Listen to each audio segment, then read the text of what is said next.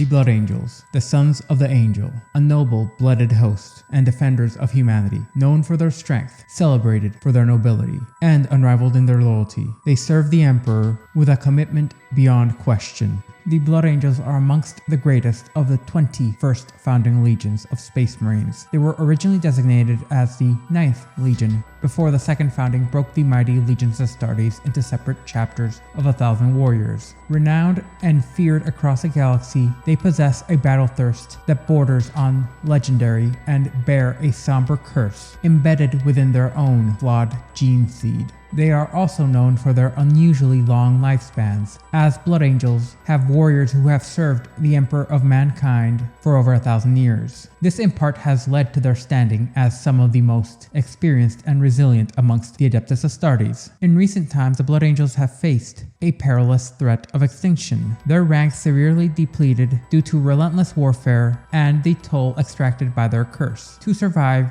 they have made rare calls to their successor chapters, requesting a tithe of neophytes, the next generation of Space Marine candidates. Through these contributions and the arrival of Primarch Space Marines during the Indomitus Crusade, the Blood Angels have replenished their numbers. However, now they face a period of trial unlike any other since the Horus Heresy, testing their strength and unity to the utmost. These warriors are the noble descendants of Sanguinius, the Great Angel, the Primarch renowned for his angelic presence and his unmatched martial prowess. The Blood Angels stand as paragons of the imperium, their countless acts of heroism and nobility celebrated by billions across the galaxy as one of the most esteemed chapters within the imperium. Their legacy echoes across the stars as a testament to fortitude and loyalty unmatched by any other but the sons of the angel himself. In the grand halls of 1,000 holy sanctuaries, angelic visages of Blood Angels heroes adorn Gothic facades and stained glass windows, their radiant countenances immortalized in the revered illuminated tomes. These idolized images, replicated and cherished across countless basilicas, portray the noble warriors as serene paragons of loyalty and valor. Yet behind these hollowed depictions lies a darker truth, a curse that shadowed the Blood Angels, born from a single tragic moment. At the climactic zenith of the Horus Heresies, the Blood Angels' revered Primarch Sanguinius was struck down by none other than the arch-traitor himself, Horus Lupercal. This grievous act did not end with his death, as it marked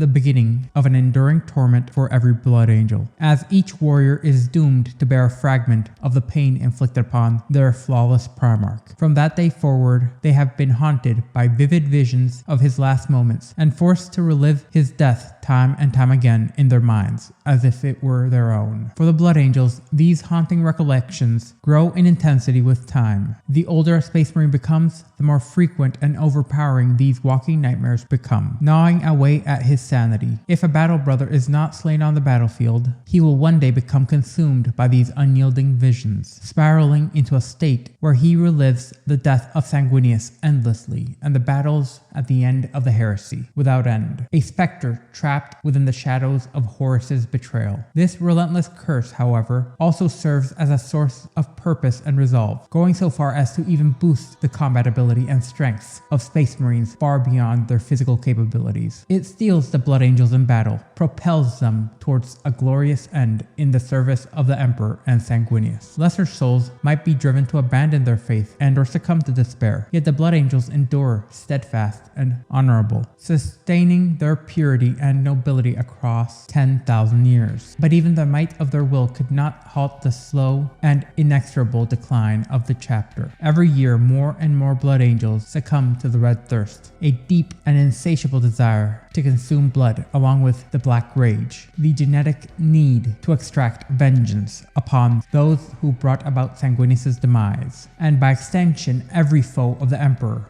becomes a mirror of said enemy. The murder of Sanguinius is etched into history books as one of the most treacherous and mournful episodes of the Horus Heresy, marking the end of a devastating betrayal by his brother Primarch. Some claim Sanguinius sacrificed himself to weaken Horus, just enough to allow the Emperor to vanquish him in the final fateful clash at the Siege of Terra. Yet for the Blood Angels, the loss is a wound that shall never heal, a constant ache that lives through Sanguinius' blood coursing through their very veins. In battle, when the clarion call to arms resounds, The Blood Angels are overcome with fury, their wrath ignited by the memories of Sanguinius' final moments. For some, however, the red thirst will become unbearable, overpowering all restraint within the individual. For others, the black rage consumes them and condemns them to live and relive the agony of the Primarch's death and the final betrayal above Holy Terra. However, they do remain warriors to the end, but their minds are forever lost, submerged in a tide of wrath and sorrow that few can ever even assuage and escape from. Across the vast reaches of the Imperium, the Blood Angels have remained celebrated paragons of martial excellence and aesthetic perfection, their legacy and deeds legendary,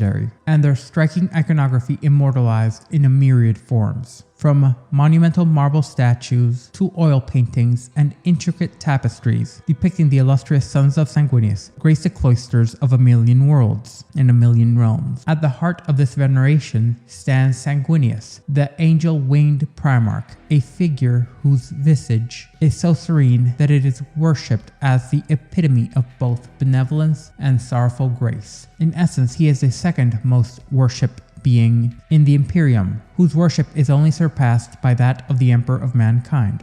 For the Blood Angels, their Primarch is not only a symbol of purity and the rallying figure who inspires their sons to bring out death from above towards the enemies of humanity, but an impassable shadow that they can never hope to truly live up to. Yet they will strive towards that one singular noble goal until their death. The Blood Angels' commitment to perfection is a guiding principle that manifests not only in their art and their culture, but also on the battlefield. Amongst the many tactics employed by the Adeptus Astartes, the Blood Angels have gone above and beyond to refine the aerial assault to an art form. While other chapters masterfully deploy drop pods and thunderhawks, the Blood Angels are singularly known for their unparalleled precision and mastery in executing these swift and devastating attacks. Their reputation for airborne dominance is unmatched, both within the Imperium and without. As they descend from the heavens, with flawless coordination, they strike fear into the hearts of mankind's enemies. One element of their strategy that stands out as particularly exceptional is their usage of the Stormraven gunship, in particular a variant of mysterious origin, as this variant appears to be smaller than their more agile counterparts, and though they have a limited armament and troop capabilities, these Stormravens compensate with remarkable speed and agility, making them ideal for lightning strikes and rapid deployments. With this craft, the Blood Angels have achieved a near-perfect blend of mobility and firepower, securing their position as the preeminent aerial assault force amongst the Space Marine chapters. Through the Stormraven, the Blood Angels continue to embody Sanguinius' legacy, bringing swift and unrelenting retribution for those who would defy the glory of the Emperor. While the Adeptus Mechanicus has deliberated for centuries on the standard template constructs imprint of the Stormraven's gunship, in particular the Blood Angels' modifications to it, the Blood Angels themselves have been able to recognize and modify these machines to maximize its tactical potential, integrating it into their arsenal without hesitation. Recently, the chapter's forges have perfected the methods of fabrication to such a degree that the Stormraven is now deployed across their entire military force, while other chapters are only beginning to incorporate these crafts in similar numbers. The Blood Angels are masters of the Stormraven and modifications, to the point that their modifications seem to have been intended in the Stormraven's design principles from the onset, having refined their aerial assault methods to such a degree that others can only hope to match. The Blood Angels' doctrine of aerial assault is merely the prelude to their unparalleled prowess in close combat. Whether delivered by Thunderhawk, Stormraven, or transported within the armored hulls of Rhino, a Razorback, Land Raiders, or even the more recent Impulsors, Blood Angels excel at close quarters combat. Their mastery of this form of combat has been honed not merely by battlefield tactics, but through the unique gifts and curses inherited from their Primarch. The gene seed of Sanguinius grants his sons exceptionally long lifespans, even amongst Marines, which allows them to perfect their craft over centuries, and innumerable battles. Yet it is not solely discipline or training that drives these warriors towards this brutal form of warfare. The Blood Angels are also bound by darker impulses, a curse known as red thirst. This urge to spill and consume blood and viscera is a need that has been driven to the point of a ritual and cultural affliction. This thirst exerts an inexorable pull on every warrior within the chapter. In battle,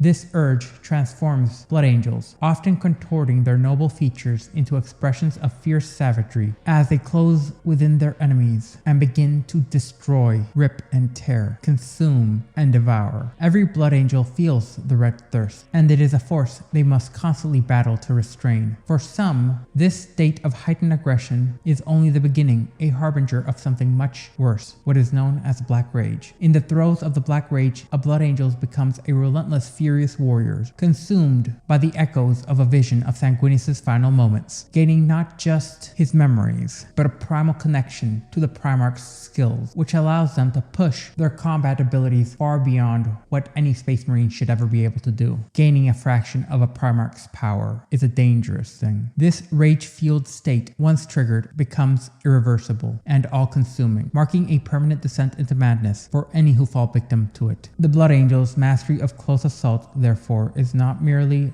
a matter of tactical doctrine, but also an instinctual drive rooted in their very blood, that each warrior must both embrace and keep at bay. Amongst the many chapters of the Adeptus Astartes, the Blood Angels and their successors have been collectively known as a sanguinary brotherhood, stand apart in both power and tragedy. Unlike other chapters whose battle brothers ascend from neophytes through seniority based on combat experience, the Blood Angels endure a uniquely harrowing journey, rarely revealed to outsiders. One of the most startling aspects of the Blood Angels is their extraordinary physical transformation, one which has been noted to be even more extreme than that of the salamanders, or even the space wolves. Upon induction, they gain an almost perpetually noble countenance, their faces molded into strikingly handsome visages, making them appear almost uniformly crafted out of marble. This transformation is a stark contrast to their origins, as the recruits are drawn from the harsh, irradiated tribes of Baal, a world marked by relentless radiation, blistering landscapes, and storms which may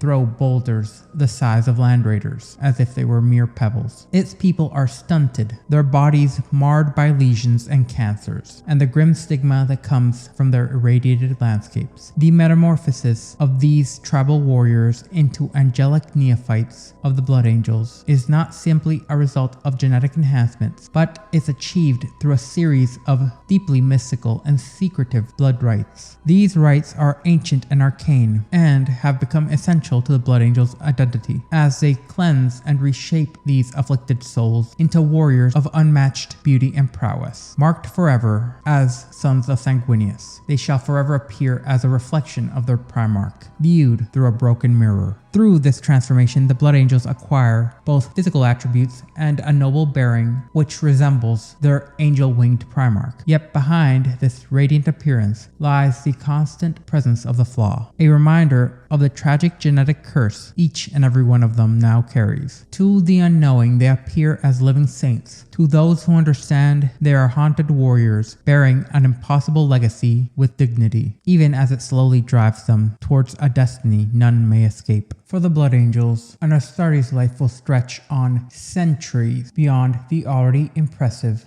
lifespan of most Space Marines. In this time, each battle will shape their martial skill, yet the curse they carry, the Flaw, will grow stronger, igniting an increasing urge to spill the hot, steaming blood from their foes. With every engagement, this thirst intensifies, and the Blood Angel is drawn deeper and deeper into a relentless pull which marks their heritage. To combat this rising fury, each battle brother submits himself regularly to the crimson embrace of a transfusion casket. Here, for long solar days, every drop of his blood will be meticulously cleansed as he is submerged within blood of others, purging him of the rage building within him. Yet even these blood-purging rituals only forestall the inevitable. After centuries upon centuries of service, a Blood Angel may sense the profound disturbance within himself, the first of the haunting echoes which make up the Black Rage. Unlike the impulsive bloodlust of the Red Thirst, the Black Rage stirs within them, not during during or after the battle, but in its anticipation. This fury is more potent and dark and consuming than any other within existence, sans the rage fire, as it will threaten to engulf the very identity of whoever feels it. This is to the point that Thousand Sun sorcerers often will refuse to use their magics to enter the minds of the ninth bloodline. Most blood angels will fall in the line of duty long before they can ever feel the full grip of the black rage. For those who cannot keep it at bay, however, there remains only one path, as they will be inducted into the chapter's infamous Death Company, a grim brotherhood of blood angel warriors lost to the madness of the Flaw. In their final fight, within their final battles, they are still bound by their unbreakable loyalty to Sanguinius. These warriors are unleashed in the fiercest of engagements, knowing there is no return. The Death Company marches forward with a singular burning purpose to wreak havoc upon the Emperor's foes, believing themselves to be warriors, protecting the walls of the Imperial Palace during the darkest days of the heresy, honoring their Primarch's legacy as they succumb to his dreaded curse. As Sanguinius has imprinted a powerful cultural and spiritual identity into the Blood Angels, reshaping them from an army of relentless, ruthless warriors into a legion distinguished by nobility and battle, along with a deep and inspiring appreciation for both art and beauty. Under his influence, the Blood Angels would become as devoted to the mastery of these creative pursuits as they are in their desire to perfect their martial prowess. Many amongst them have developed a contemplative, almost mystical outlook, believing that they possess the power to change the galaxy for the better. These convictions permeate each and every action, aspiration they have, driving them to pursue the perfection of art, martial disciplines, and military doctrine alike through the entirety of their extended lifespans. Though the Salamander's chapter is a chapter of the greatest craftsmen known to humanity, each being able to make tools and weaponry greater than any other. The Blood Angels rival them, as a singular battle brother would dedicate his entire life, every waking moment that he is not training or practicing, in improving the most minute detail of a singular tool, weapon, or structure, to the point of reaching its perfectual zenith. Today, the Blood Angels are celebrated not only for their ferocity in battle, but for their elegance and grace, as they seek to embody the 10 guiding principles that reflect the heart and soul of the chapter. These ideals are divided into two sets: the 5 angelic graces, honor, humility, mercy, restraint, and forgiveness, and the 5 warrior virtues, strength, savagery, abandon, rage, and detachment. Together, these principles forge a dual nature within the Blood Angels, as they become capable of acting as relentless warriors in the heart of battle, only to later turn into a state of quiet, monk-like contemplation where they may immerse themselves in music, poetry, and art. One particularly unusual tradition within the chapter is the practice of resting within sarcophagi, even when they are not having blood transfusions. In particular, said sarcophagi are where the bodies of the astartes are housed as they transition from neophytes into full-fledged battle brothers. Many battle brothers believe that this sleep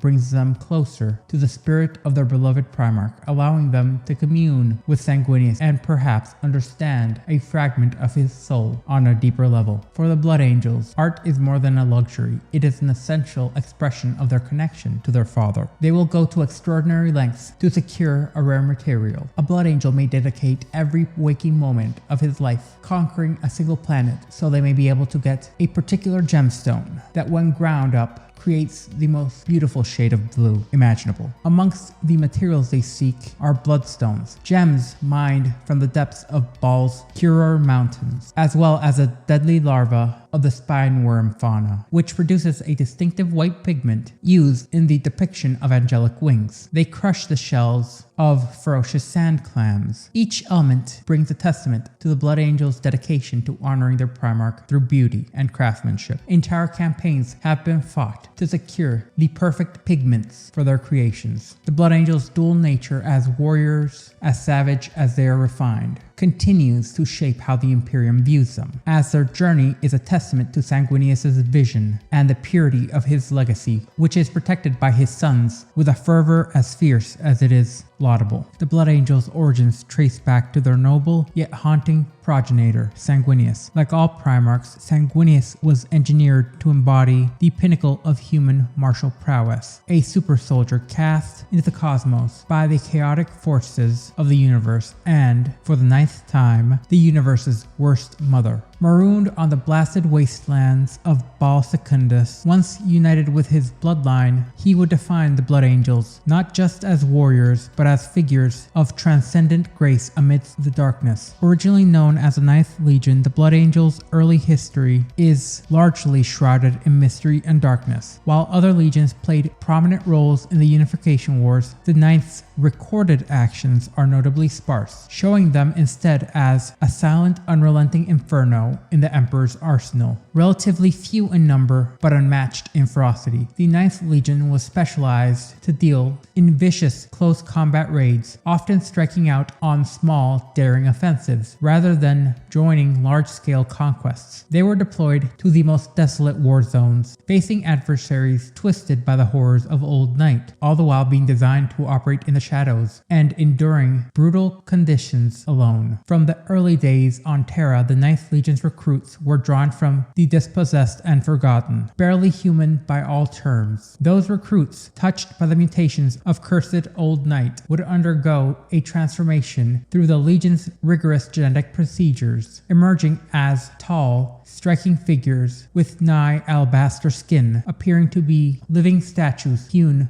from the finest marble. Even as they cut their noble features in the bloodiest of battlefields, dark rumors surrounded them. Whispers of cannibalistic practices earned them the grim moniker of the Eaters of the Dead. After battles, it was said that these warriors would consume the entirety of the flesh of the fallen, a tradition that added a menacing aura to their reputation. This mystique inspired a cult known as the Cult of the Reborn, made up of fervent followers who hoped to be reborn as aspirants. Yet with the advent of the imperial truth, which condemned such superstition, the 9th Legion was forced to eradicate this cult, and which they did with the same cold, merciless precision as they would with any other enemy, leaving only legends of their misguided devotion. As the Unification Wars gave way to the Great Crusade, the 9th Legion found itself dispatched to the most nightmarish fringes of the Imperium. On the moons of Neptune, an infamously hostile deployment saw 12,000 warriors vanish into the abyss of combat. This mission was intended to be a Pyrrhic victory, if any, as it seems the Imperium chose to have the 9th Legion end itself in battle. However, the Legion endured, emerging from the ordeal victorious, albeit with their ranks swelling to even greater numbers from the barely human dregs of Neptune's underworld. Time and time again, the 9th Legion was cast into crucibles which should have exterminated them through hellish warfare. Yet time and time again, they rose anew with larger and larger numbers, earning the attention of Malcador the Sigillite, who would dub them the Revenant Legion, which he notes was a fitting title for a force that seemed to emerge from each campaign as spectral survivors, destined to fight on. This unyielding resilience saw them often deployed alongside legions viewed with wary distrust, such as the Warhounds and the Iron Warriors. This kinship of the outcast only strengthened their fierce isolation. While the 9th Legion's practices were unconventional and at times rather disturbing, their resolve and their talents made them be able to face insurmountable odds and defy the beliefs of even the greatest tacticians of the Imperium, such as Rogel Dorn and Guilliman, long before Sanguinius arrived to set them upon the path of redemption. In these early years, they were both feared and respected as living specters of war and survival, an army of beatific revenants, awaiting the day their Primarch would lead them beyond mere survival and into the realm of a noble purpose. However, with every campaign, the shadowy reputation of the 9th would spread further and further still, woven into the widespread tales of distant star systems. They were grim phantasms of the Great Crusade, specters unleashed by the Emperor to annihilate any and all threats on humanity's path to dominance. The 9th Legion accepted their role with pride that was so chilling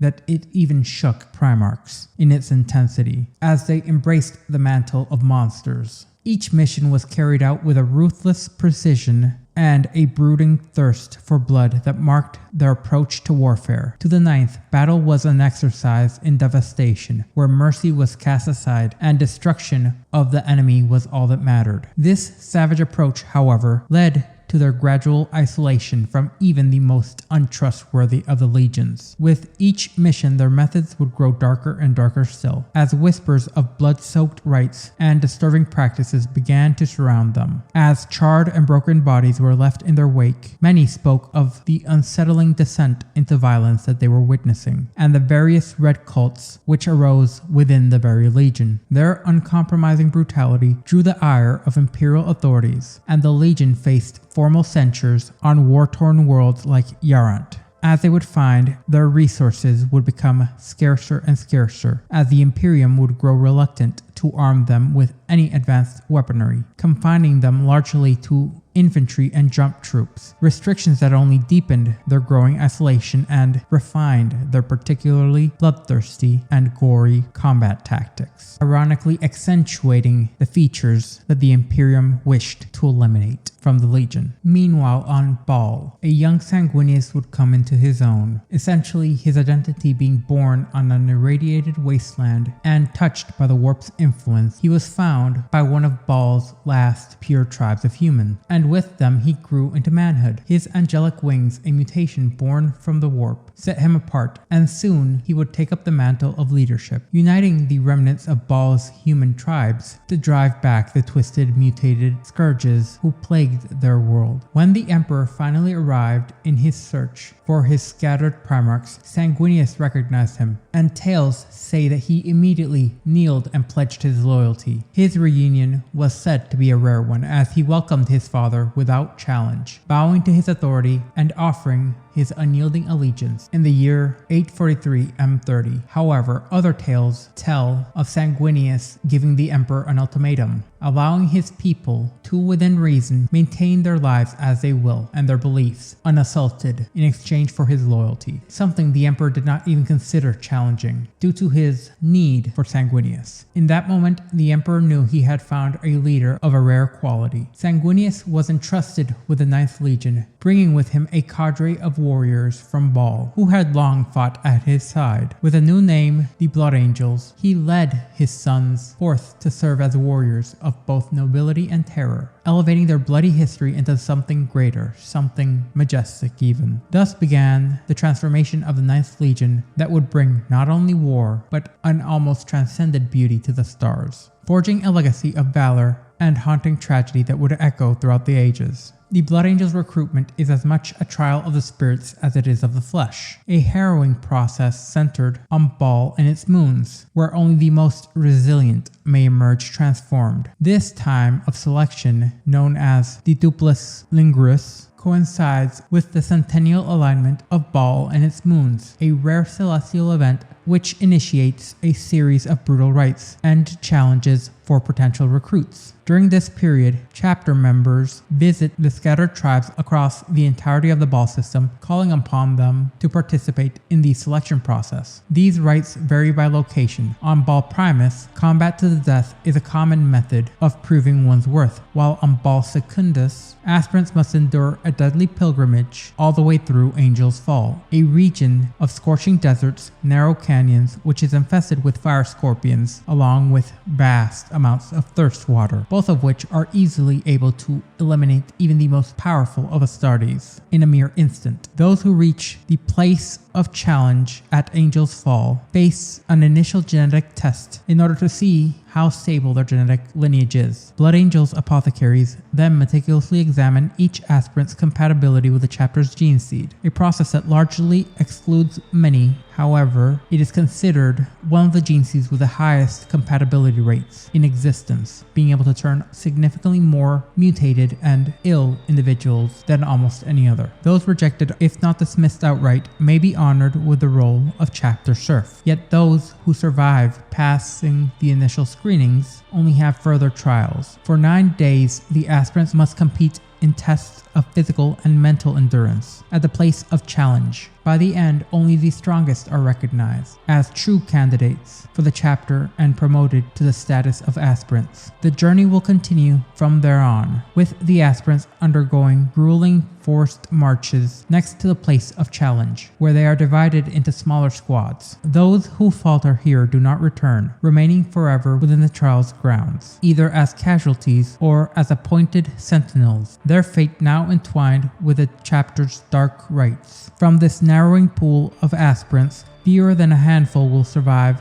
to reach Baal itself, where they will be welcomed to the Blood Angels' ancient fortress, the Arx Angelicum. But even here there are tests to take. Each aspirant must then endure a sleepless 72-hour vigil, a test of their resilience and focus. Those who fail and succumb to sleep are wordlessly removed by blood servitors, their fates still obscured by the chapter's traditions. The final rite will come at the vigil's end. Those who remain are offered a sacred chalice by the sanguinary priests. Its contents contain a small, minute portion of Sanguinius' own blood. Upon drinking, the aspirants descend into a deep coma, only to be enshrined within the caskets in the Hall of Sarcophagi. Here, for a year, they are sustained by life support systems as their bodies undergo immense, nigh immeasurable transformations. As they are injected with the potent blood of Sanguinius, many will perish during this dark transformation, unable to withstand the gene seed's reshaping effects. Some will awaken prematurely, their minds fractured by the casket's isolated confines. Yet those who emerge intact and alive are fundamentally changed and will be welcomed into Blood Angels chapter as inheritors of a legacy both glorious and cursed. Unlike other Primarchs, Sanguinius would play an outsized role in the development of the Blood Angels' culture and ethos, as he essentially steered them completely away from their origins as mere instruments of death. Under his guidance, the Blood Angels evolved into a legion of noble warriors, distinguished not by their martial prowess, but by their appreciation for art and poetry. This duality reflected a deep philosophical underpinning in a belief that transformation and improvement were always within reach. Such ideals would preeminate every aspect of their existence, essentially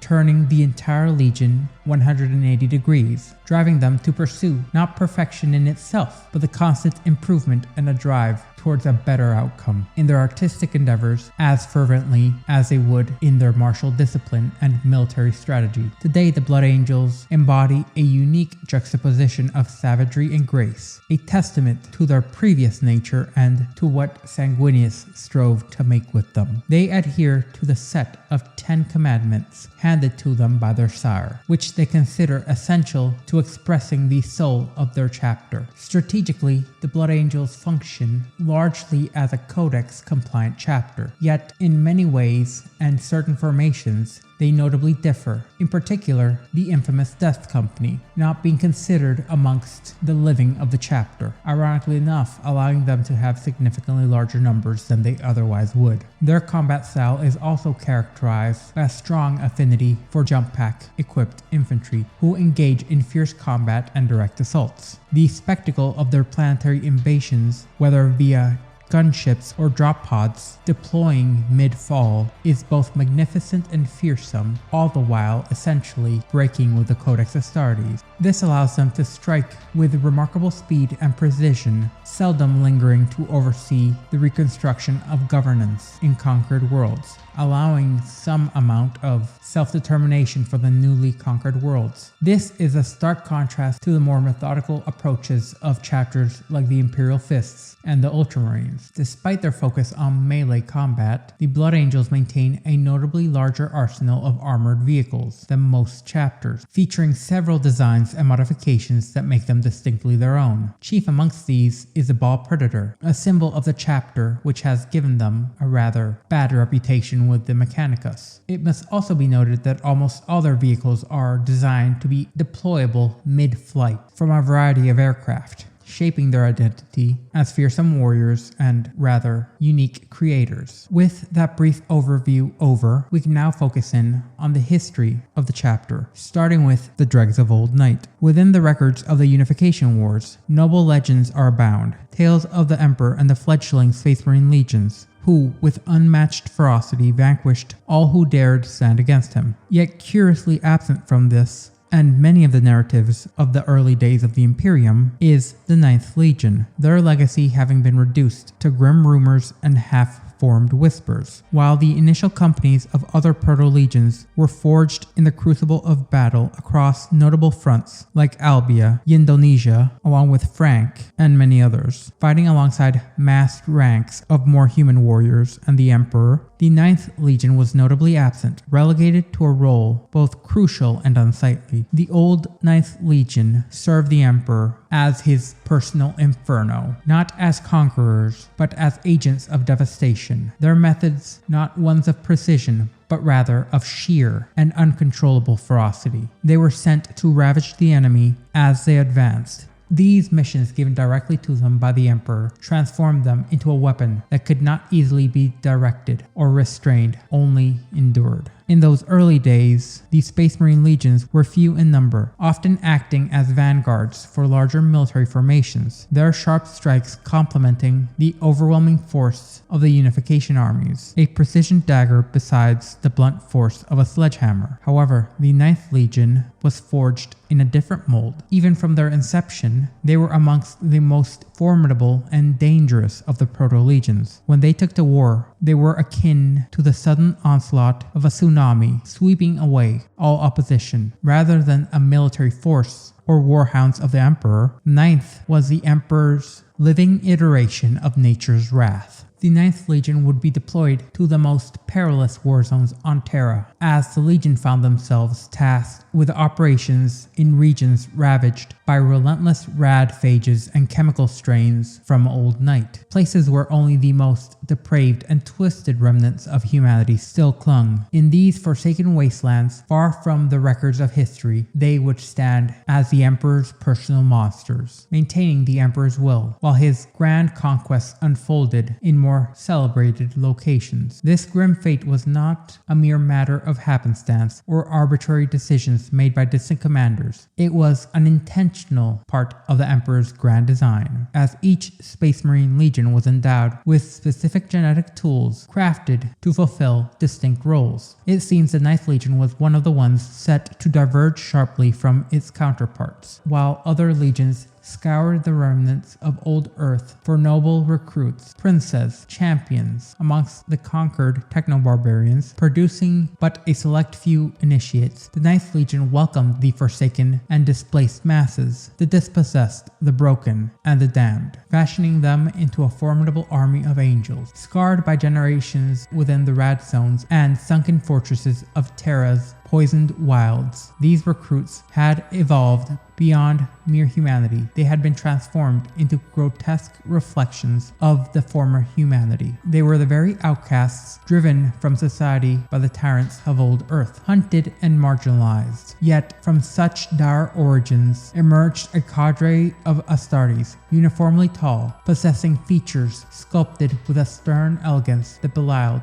their tumultuous beginnings, with a skin that seemed almost as if carved by marble. This transformation spoke not only of their resilience, but also the remarkable potential latent within this seemingly hopeless. The Unification Wars era 9th Legion is captured vividly in the color scheme exemplified by Legionary Avron Sakern of the 14th Shock Assault Detachment, part of the 32nd Mercene Rift Gene Cult of the Ceramite. The bare color of the Mark II Crusade power armor lends a striking contrast, making an image that is a testament to the complex legacy of the 9th Legion. Unlike their more selective counterparts, the 9th Legion employed a more broad recruitment strategy, drawing in entire tribes from the wastelands, and prisoners of war as well would be inducted into the Legion's astartes, in part due to being able to draw from older recruits thanks to the strength of the gene seed. Eventually, this would lead to streams of hopeful aspirants following in their wake, all seeking the miracle of transformation. In this crucible of despair and aspiration, the bloody-handed apothecaries would rise up, and tirelessly wielding their scalpels, working without respite to ensure the Legion would remain combat ready at all times, even within the most hellish war zones. As the Ninth Legion's ranks swelled, so too did the dark rumors surrounding them. The Emperor's legacy had bestowed upon them not only resilience, but something other, a more sinister gift. This duality earned them a grim reputation amongst the Imperial forces, who referred to them as the Eaters of the Dead. This is due to the fact that in the aftermath of each battle, the elegant forms of the Ninth haunted the blood-soaked fields long after the fighting had ended, as they scoured the corpses for the finest amongst the fallen, engaging in a macabre ritual of feasting upon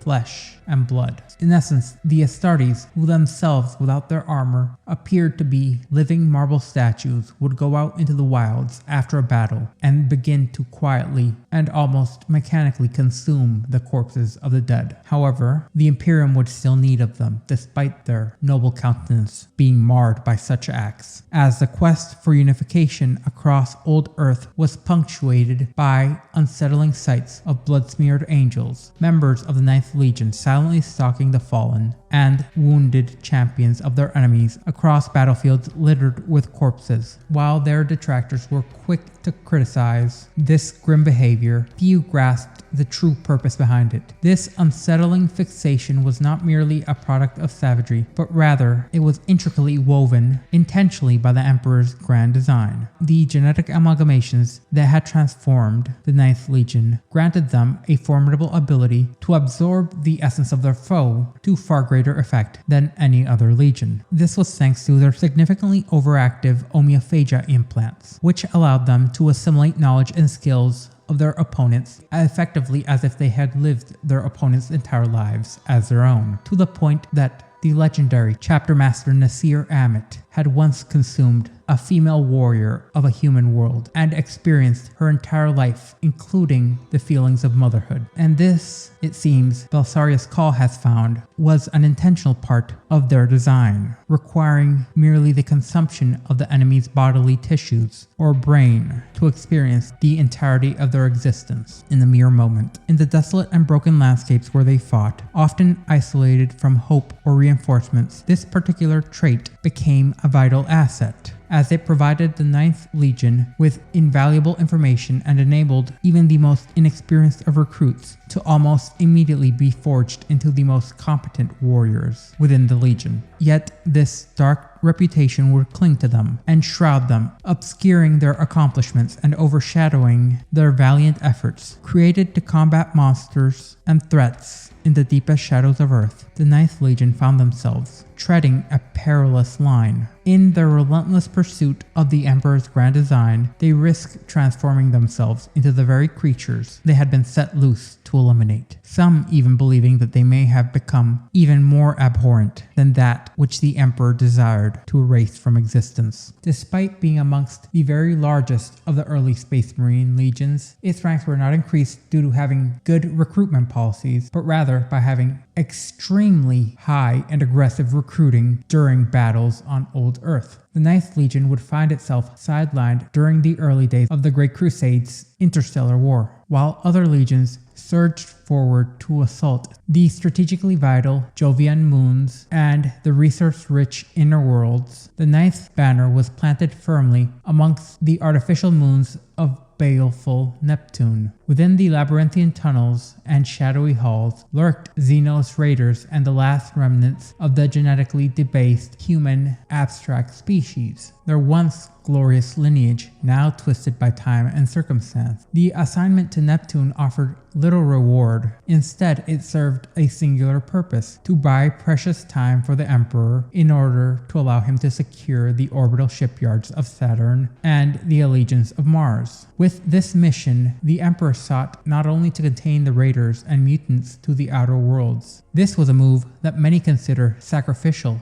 as he dispatched the 9th Legion, knowing that they faced a danger that any other legion with their logistics would be completely ill-equipped to bear. In a grim twist of fate, the 12,000 seasoned warriors of the 9th Legion, battle-hardened veterans of old Earth, vanished amongst the moons of Neptune. And while the Emperor and his grand armies achieved resounding victories in bringing Saturn, Mars, and the inner worlds under imperial control, the fate of the 9th Legion remained shrouded in silence, as no word reached the Emperor, neither of their triumph nor of their annihilation. By the time the Emperor had returned to the cold, dark reaches of the outer system, few harbored hopes of finding anything beyond frozen corpses. Yet as they approached Neptune, they were met with an astounding sight. The 9th Legion was alive, and remarkably thriving. Despite significant losses, the size of the force would remain by some accounts unchanged, by others greatly increased, bolstered by new recruits drawn from the remnants of Neptune's barely human population. Where other legions might have faltered, it seems the 9th Legion had risen from the ashes of adversity, becoming stronger and even more resolute. An indomitable force, the Emperor's inferno made manifest. Later, during the days of the Great Crusade, the 9th Legion emerged with its ranks primarily composed of line infantry dedicated to the brutal chaos of close quarters combat. This was a realm in which the 9th Legion seemingly thrived, consistently opting for sudden and overwhelming charges over protracted battles of attrition or tactical feints and withdrawals. They seemingly possessed an acute awareness of their own grim legend, often choosing to launch their assaults in the shadowy hours of dusk or dawn, using tactics and knowledge gained from consuming the corpses of their enemies to further exploit fears and weaknesses. Their early Mark II power armor, often left in a more natural storm gray coloration, was often adorned with a variety of grotesque imagery. More often than not, the remnants of blood and viscera from other battlefields, or even the remains of their enemies, would be carried on as part of their war gear. All the while they took to the battlefield unhelmed, showcasing their angelic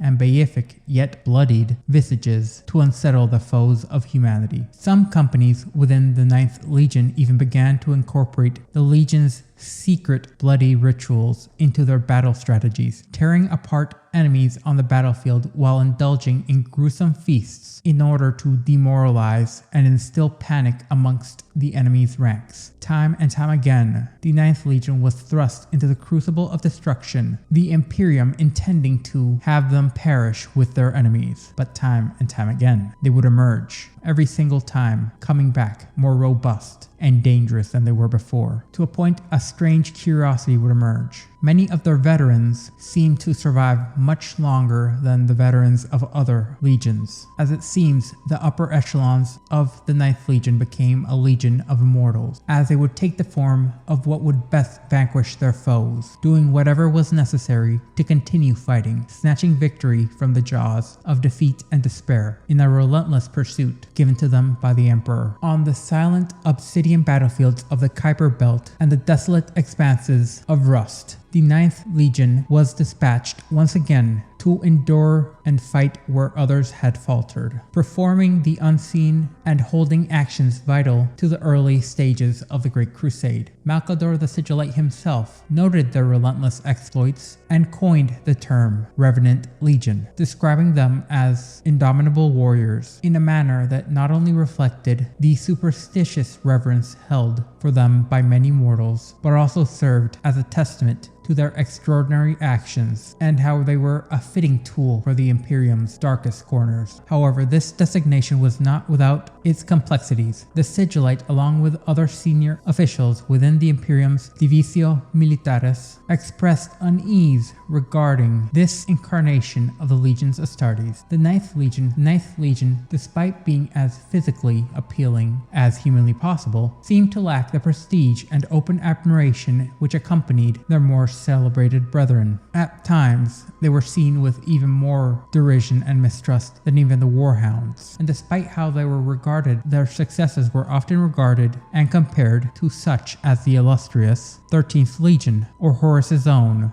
Luna wolves. While they were perceived as dangerous and unsightly weapons, they were believed to be a necessity, one which was reserved only to be deployed in the most dire of circumstances and quickly concealed thereafter. This would lead the Ninth Legion to constantly finding themselves alongside those legions who had also fallen from grace in the eyes of the Imperium's elite, eventually forming bitter kinships that would last long after the Primarchs reunited with the Warhounds, whom Horus and many others within the Imperium had essentially relegated to the roles of disposable weapons, leading to the two becoming reluctant allies. And despite the rarity of their gatherings, the practical and gore-splattered efforts of these warriors had laid the very foundations upon which the Imperium would rise. Yet their deeds, though pivotal, remained largely unsung and overshadowed by the more illustrious tales of the campaigns of their peers. And while they might not be the ones who would sit on the shining city in the hills, they were most definitely the ones who would build it. Time and time again, the Ninth Legion would showcase the indomitable spirit and the resilience on the battlefield, which made them seem as almost supernatural entities, specters of war. Yet the chronicles of their valor and bravery frequently highlighted a select group of warriors and champions. This recurring focus has led some remembrancers and historians to interpret its evidence as a long tradition of formidable heroes, prompting the compilation of these records into epic verses that coalesced into a singular legend. However, the true explanation for this enduring prominence, in particular of certain individuals such as Ishir Asurs and certain other names within the Ninth Legion, is far more complex and less notable than the romanticized interpretation suggests. Since its inception, the Ninth Legion has operated under-equipped and undersupplied in the harshest battlefield conditions known to man, a reality that has necessitated a number of practices that might be deemed grotesque by more conventional standards. One such practice,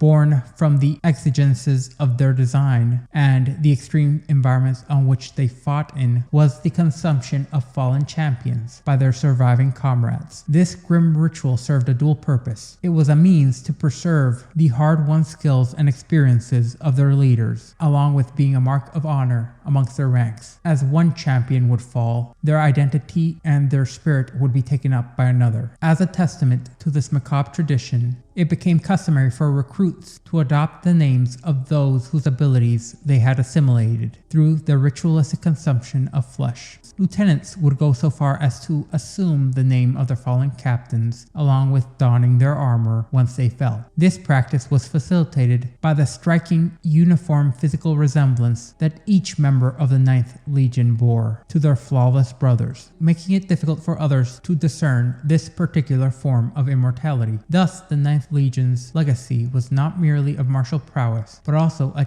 testament to their own discovery of an avenue of immortality, one which would make even the most relentless adversary quake in their boots. Amongst this pantheon of heroes associated with the Ninth Legion, one figure stands out as perhaps the most significant, the most legendary of all the sons of Sanguinius. Ishir Asurs, widely believed to be the Legion's first and only master, aside from the revered Sanguinius himself, commanding the Ninth Legion from its early days of unity to the discovery of the Great Angel on Baal in 843 M30. Asurs has become a central figure in imperial records, yet a meticulous examination of historical records reveal a particular truth. This name has died and been reborn countless times, only to be succeeded by another. Over the course of innumerable battles, the practice of assuming the identities and consuming the flesh of commanders would evolve into a hallowed tradition of the Ninth Legion. This visceral ritual forged an unbreakable bond amongst the survivors, uniting individuals from vastly different origins in a cohesive brotherhood. However, while this tradition strengthened internal ties, it simultaneously alienated them from their brethren in the Imperial Army and other legions. In the years leading up to Sanguinius' return, several other Primarchs expressed an open and unabashed disdain for the Ninth Legion and their practices, though they could not contest the Legion's effectiveness in battle and their successes. The legacy of mistrust and barbarism that accompanied the Ninth Legion was evident. This legacy was not merely a byproduct of their unique traditions, but it was a grim necessity shaped by the God Emperor's grand design, which was enforced by their brutal conditions of the warfare they faced, compelling them to adopt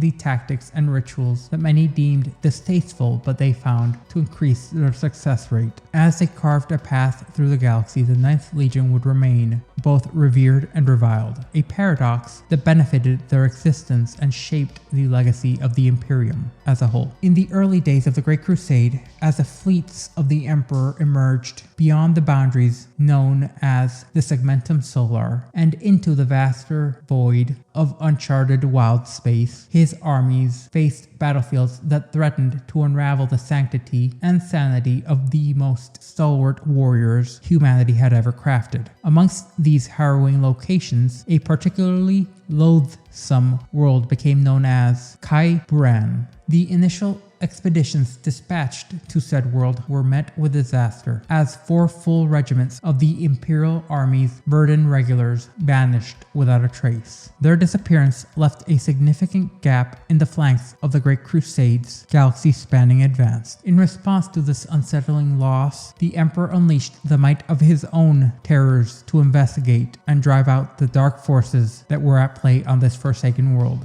To assist the beleaguered Viridian regulars, 3 companies of the 9th Legion's astartes were deployed to Kai Buran. The planet itself was a desolate wasteland of irradiated sands, populated by chattel tribes of degenerate mutants and ruled with an iron fist by techno-barbarian warlord Eklobia. These tribes were not merely adversaries in battle, but also the primary sustenance for the world's inhabitants, who thrived within a brutal economy founded on ritualistic bloodshed and cannibalism. The beleaguered ranks of the Imperial Army encountered these mutants in hordes which had been armored and armed with little more than primitive clubs and sticks, and it was them who had decimated their forces. The fallen soldiers had been unceremoniously dragged back to flickering fire pits where their remains were prepared for consumption. For 3 solar months, the trenches of the Imperial Army held firm against the relentless, ruthless onslaught. However, the tide of battle shifted dramatically with the arrival of the 9th Legion. Wreathed in black smoke, the storm-gray drop pods of the Revenant Legion descended from the sky, crashing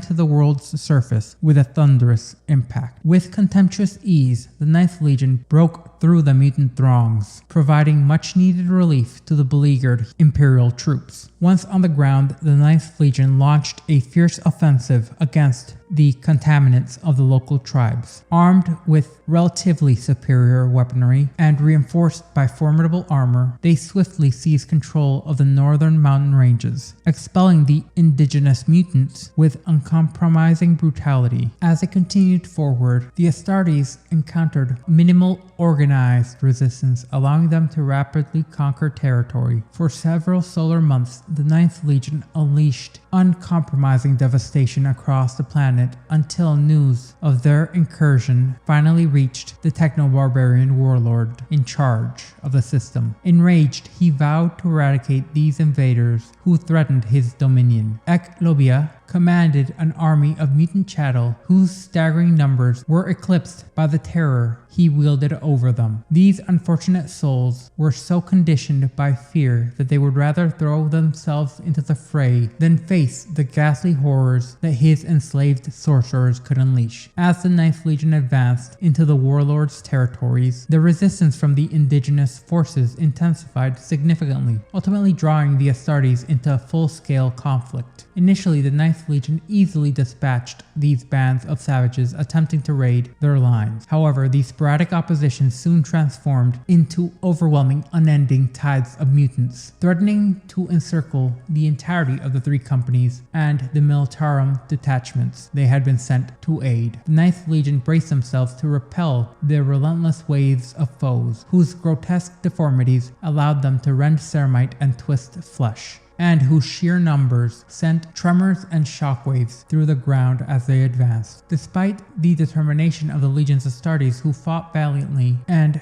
accounted for several numerous enemy casualties for each battle brother lost. The relentless onslaught began to push them back. In a desperate bid to regroup and stabilize the lines, the 3 companies of 9th Legion formed a spearhead aiming to break through the mutant horde and reach the distant banner poles that marked the positions of the brutish commander, Eclobia. As the tip of the 9th Legion's formation advanced forward towards the encampment of Eclobia, a series of unspeakable horrors of archaeotech from Old Night were unleashed upon them. Reality seemed to warp and tear itself apart as cracked skulls encircled the chattel and conjoined the abominations into shapes beyond comprehension, which would inflict severe tolls on both the astartes and mutant hordes, irrevocably turning the tides of battle. Faced with such a threat, the warriors of the 9th Legion found themselves with no viable option but to withdraw from the field of combat, or risk complete annihilation. While such a choice might have spelled doom for other, more honor-bound legions, the pragmatic Revenant Legion exhibited a different temperament, rooted in survival.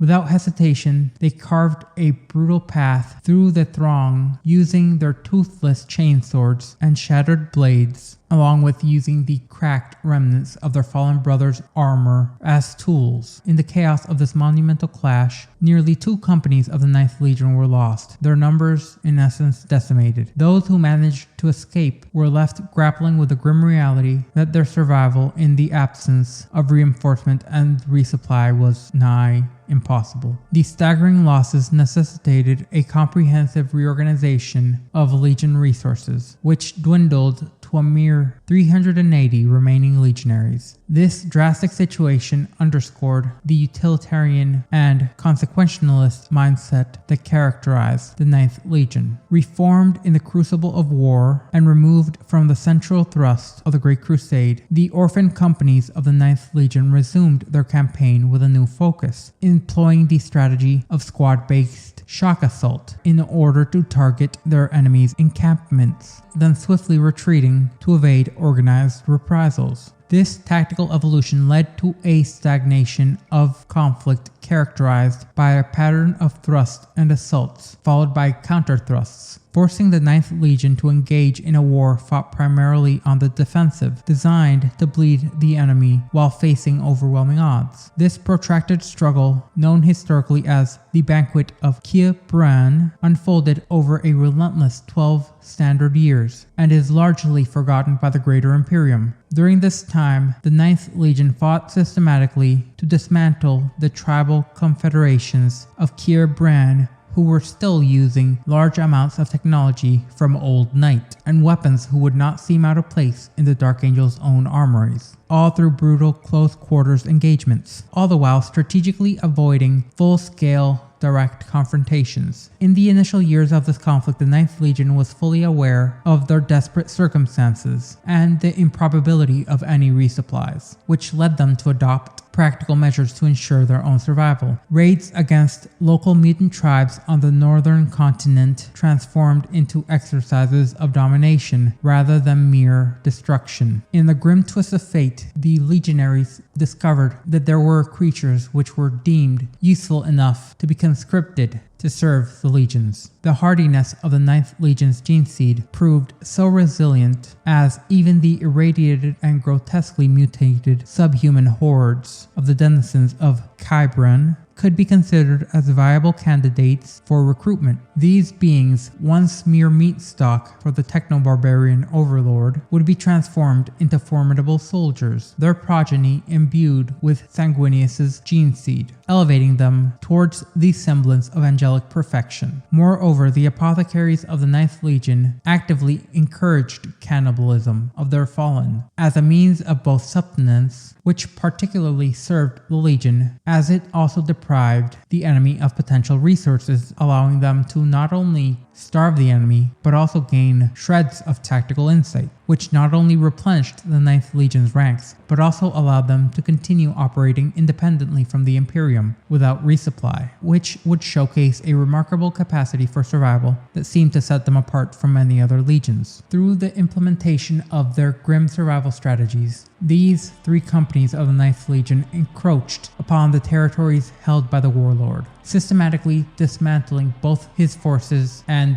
their food supply. In this pursuit, the legions not only reclaimed ground, but also appropriated vital resources to replenish their own strengths. However, in their quest for survival, it appears the legion may have crossed a moral threshold. A diary later recovered from the equipment of a missing officer of the Viridian Regulars referred to the 9th Legion with the ominous title of Charnel Feast. This moniker, once decimated amongst the ranks of mortal soldiery within the Great Crusade, gained traction until it was ultimately suppressed by the arrival of Sanguinius. The same diary hints at a grim fate for the 46th Viridian Regulars. As their capacity to continue the fight waned, they were allegedly rendered into subsistence for the Legion. This could have occurred through literal consumption or, more disturbingly, as a means for the so-called charnel priests, those apothecaries transformed by the Legion's dire circumstances to utilize their flesh in the creation of new warriors. Additional recovered journals indicate that the native populace of Kai-Bran came to perceive the legionaries as embodiments of devils from their ancient myths. These myths spoke of fiends who abducted children and feasted upon the dead, acts deemed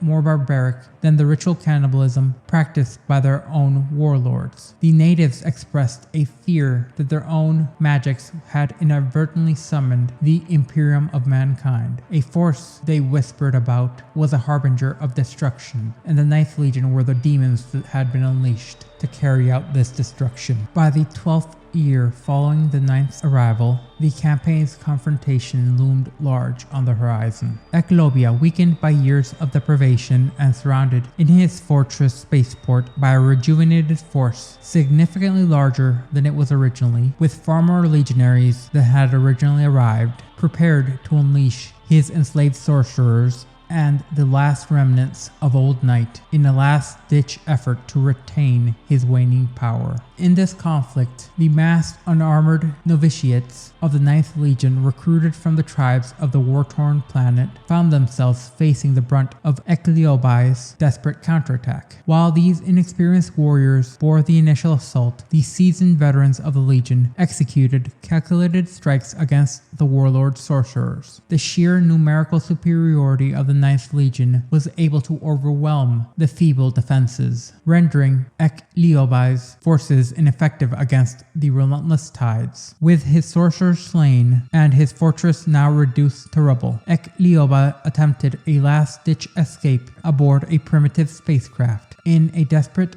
bid to ascend amidst the cascade of debris and fallen bodies. However, his flight was cut short by a squadron of Imperial cruisers adorned with the heraldry of the 7th Legion, which awaited him in orbit. His life would be abruptly ended in their punishing fire, as a testament to his penultimate failure. The Imperium at long last had come to reclaim its wayward warriors, expecting to find a world ready for compliance and prepared to embrace the Emperor's law. Leading this fleet was Rogel Dorn, newly reunited with his own Imperial fists. Upon his arrival to the Kai-Bran system, however, he was not met with a compliant world, but a devastated landscape which bore the scars of the Imperium's own makings. The reports of the 9th Legion's activities ignited a fierce wrath within Dorn, as he struggled to reconcile the brutal reality before him with the vision of the Imperium his father had once described. With the grim narrative of the Charnel Feast, Dorn perceived not only monstrous misdeeds, but also the remarkable resourcefulness of the warriors driven to extremes by survival. Confronting the surviving members of the 9th Legion, he chastised them for their questionable moral choices. As the Praetorian of Terra, he issued a decisive order. The city of Buran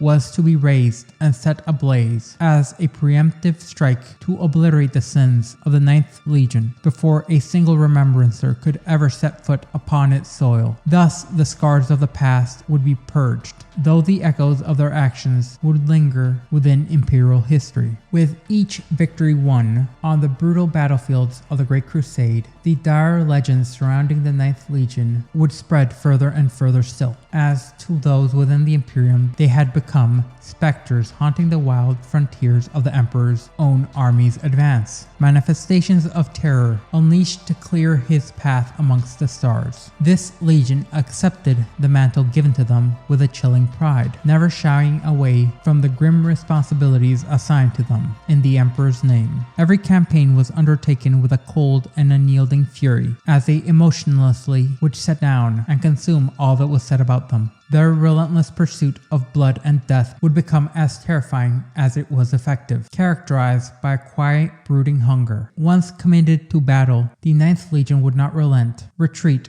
or be halted. They fought until the enemy was utterly annihilated, casting aside any notion of mercy or need to forge an empire rather than a graveyard. Amongst the mighty and renowned, few welcomed the 9th Legion in the hours preceding battle. The stench of death and madness seemed to cling to them like a mourning shroud, lacking patron amongst the few returned Primarchs to guide their purpose. The 9th Legion would sink deeper into their isolation and infamy, as it had transformed them into a crucible of imperial doctrine interwoven with crimson rituals. Its ranks and formations infested with charnel cults and bloody prophets of war. Superstition drawn from hundreds of worlds gained power from the Legion's own transformation, festering amidst the blood-soaked remnants of what was considered the most harrowing battlefields of the Great Crusade. This perilous slide towards madness threatened to consume the 9th Legion itself. If left unchecked, it would ultimately pose a greater danger to the Imperium than the monstrosities it was originally designed to hunt. It seems the seeds of the 9th's destruction had already begun to take root, as multiple commanders, both human and post-human, had begun to build a mounting distrust, perceiving them as the embodiment of blood-soaked brutality that the Imperium sought to stamp out. This perception was underscored when Rogel Dorn of the Imperial Fists actively sanctioned the 9th Legion's entire 14th Company for their actions during the Second Siege of Yarant. There, the Legion's warriors resorted to killing and consuming prisoners of the fortress walls, a strategy aimed at demoralizing the enemy while also securing vital intelligence. Tensions would escalate further when the Imperial Army lodged grievances against the 9th Legion, alleging that mortally wounded soldiers from the malignant rifle regiments had been mercilessly slaughtered and drained of blood by the 9th Legionaries, rather than being left to the mercy of their foes during the retreat from Sheldam. Such brutal necessities appeared to weigh lightly on the 9th Legion, yet this flippant attitude only fueled further calls for the Legion to share the fate of the two other failed legions, further eroding their standing. Fragmented by the relentless demands of war and the exigencies of the Great Crusade, the 9th Legion found itself ostracized amongst the fraternity of the Space Marine Legions. Now they fought in small, isolated companies, each nurturing distinct interpretations of the cult-like traditions that had proliferated through their ranks. While still primarily comprised of infantry and jump troops, this configuration stemmed less from tactical necessities and more from the Divisio Militarum's reluctance to furnish them with more advanced weaponry and munitions. In the face of this neglect, the 9th Legion increasingly resorted to their own macabre methods in order to secure victory, as they would not go quietly into that cold, dreadful night, placing triumph and survival over the respect of their fellow legions. A bitter pride in what they perceived as the jealousy of their brethren would sustain their morale, even as it deepened their perceived fall from grace. The 9th Legion stood perilously poised on a knife's edge as the sword of Damocles hung above their heads. While they remained a necessary and undoubtedly bloody component of the Emperor's grand strategy for galactic conquest, the time would inevitably come when their role would evolve from an asset to a liability. In the burgeoning Golden Age envisioned by the Emperor, a reckoning seemed to loom large for the 9th Legion, where they would either be reborn, transformed, and rejuvenated from their previous degradation by the discovery of their Primarch, or they would be obliterated and expunged from history. It was during this crucial juncture that a scout flotilla of the Great Crusade stumbled upon an otherwise unremarkable world of ruins and deserts, a world whose moons harbored their own legends of a blood-soaked angel, a world known as Baal.